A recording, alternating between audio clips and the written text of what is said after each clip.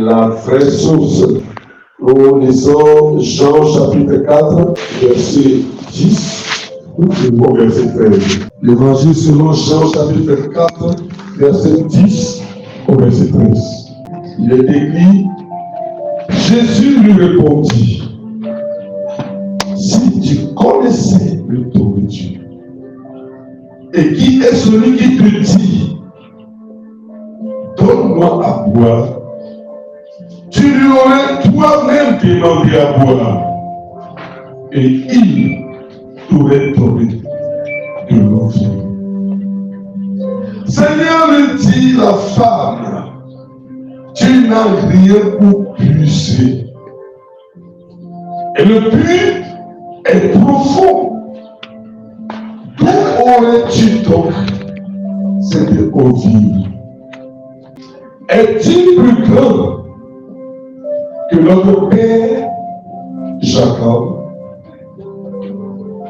qui nous a donné ce puits et qui en a bu lui-même, ainsi que ses fils et ses troupeaux? Jésus lui répondit, quiconque boit de cette eau aura encore soif. Amen. La vraie source. La source, c'est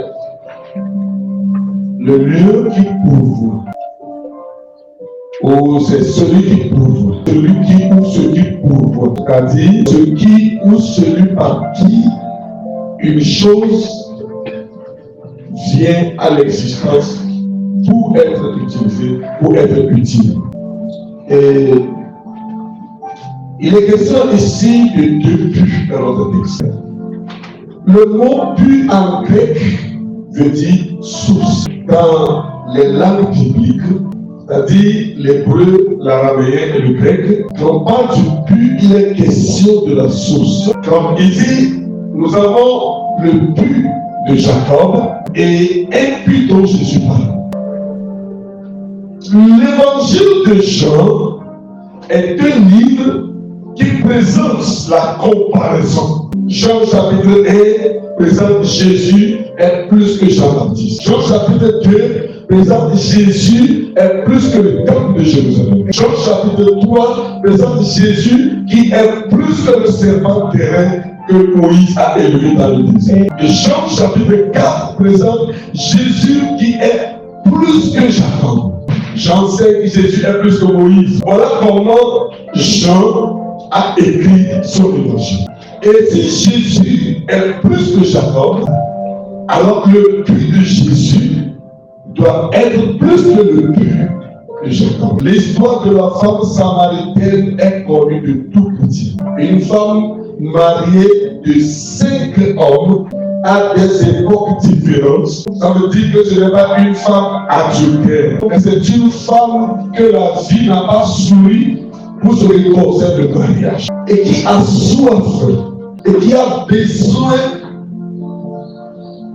d'apaiser un désir très important de sa vie.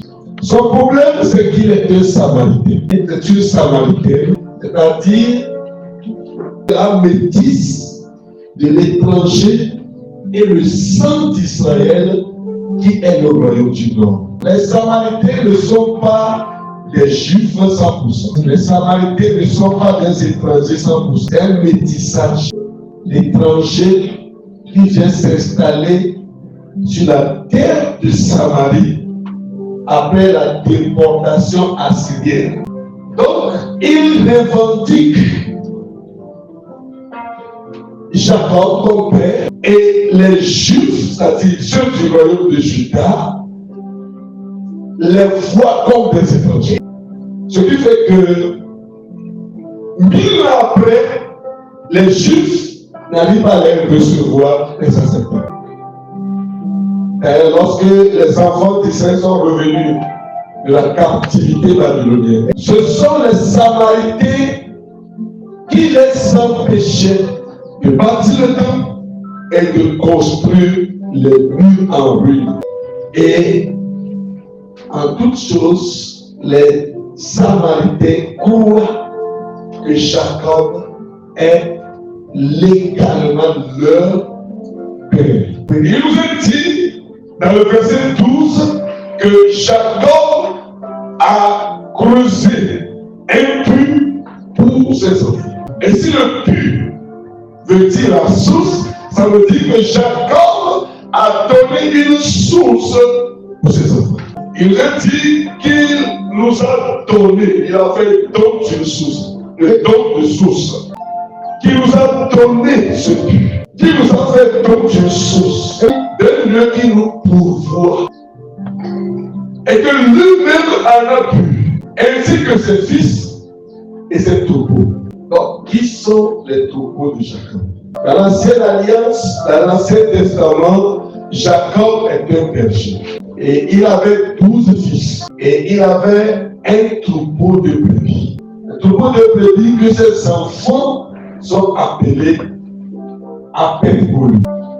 Et il nous a dit que au cours du pâturage de ce troupeau, les enfants ont vendu l'un d'entre eux qui s'appelle Joseph. Maintenant, le troupeau de Jacob, c'est l'ensemble de tous ceux qui ne sont pas nés de Jacob, mais qui vont accepter d'adorer le Dieu de Jacob. Cela montre que les fils et les troupeaux de Jacob constituent les enfants d'Israël et l'ensemble des nations qui vont accompagner, qui iront pour adorer le Dieu de Jacob. Alors, quel est le but de Jacob? Parce que la discussion entre Jésus et la femme a abouti sur les vrais adorateurs. Donc, le but de Jacob,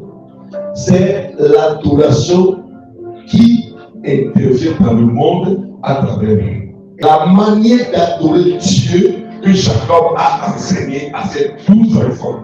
Or, cette adoration, l'adoration juive, est une bonne adoration qui a la vocation d'aller jusqu'à l'extrémité de la terre. C'est une adoration du vrai Dieu. Lui-même a adoré ce même Dieu. La femme dit, car il a construit, car il nous a donné le but, lui-même en a pu. Jésus dit à la femme samaritaine, quiconque boit de ce puits, quiconque boit de cette eau, aura encore soif. Quiconque adore à la manière dont Jacob vous a donné, quiconque sert Dieu à la manière dont Jacob vous a enseigné, il aura encore soif d'adoration. Il ne se sentira jamais rempli. Le samedi au jour de Shabbat, il va sentir qu'il adore Dieu. Dieu est présent avec lui. Quand il prie, il sentira la présence de Dieu. Mais juste après le Shabbat, juste après la prière, il va sentir encore le vide de ce Dieu qu'il a donné par Jacob. Mais quiconque recevra, buvra l'eau que je lui donne, c'est-à-dire l'eau dont je serai la source, quiconque va adorer à travers moi et non à travers Jacob, quiconque s'approchera de Dieu par ma parole, par la foi en moi, n'aura jamais encore soif d'adoration. C'est-à-dire quand il finit par exemple le culte de dimanche, il se sentira rempli jusqu'à la fin de la semaine. Le vide de Dieu ne sera pas dans sa vie.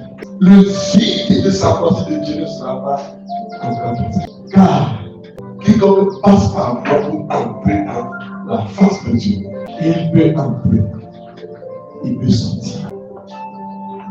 Quand il entre, il va se nourrir de ma présence. Quand il sort, en tant que bon berger, je le conduis au bon pâturage. Ainsi, la vraie source, c'est celle qui satisfait la soif. Enfin, j'ai retrouvé mon Dieu.